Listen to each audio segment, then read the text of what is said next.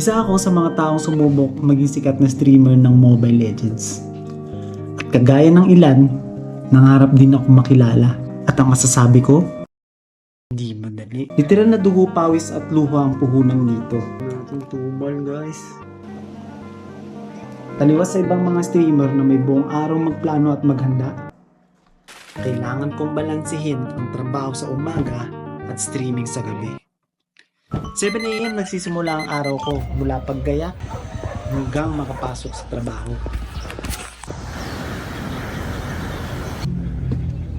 Mula dito sa bahay hanggang sa office, 2 sakayan ang jeep. Kaya tara na.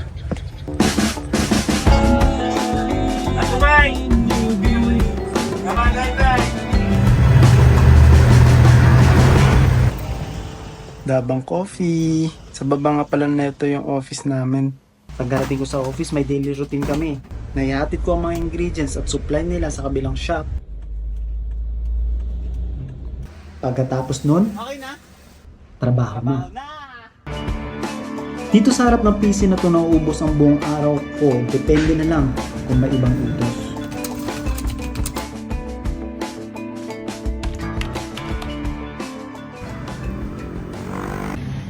Time check, 5:18 PM. Pauwi na ako.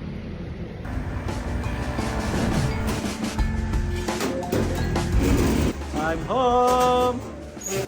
Hini, ganat ka.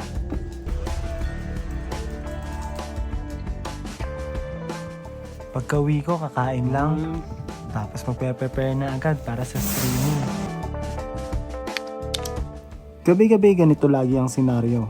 Kailangan maging aktibo para maabot ang target views. Kakatapos lang mag-live. Ang ganda ng pic views natin. Tingnan, napicturean ko pa oh.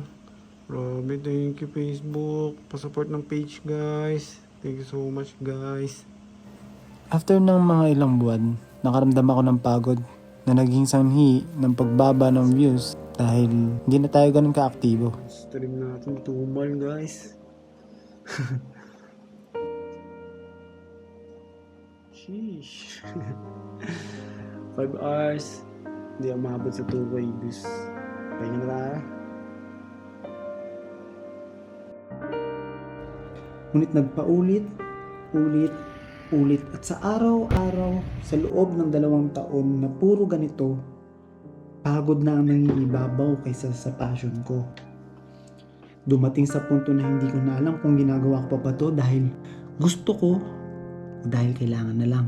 Kaya sa huli, kailangan ko magdesisyon ang magpatuloy o piliin ang sariling kapayapaan.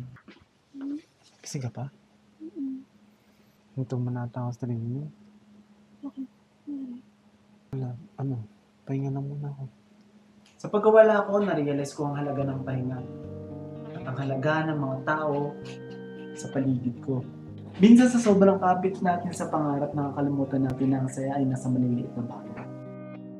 At kung huminto ka ngayon, sa wakas, kinampihan mo yung sarili mo. Pahinga ka lang, tapos bangon, harapin mo ulit yung mundo.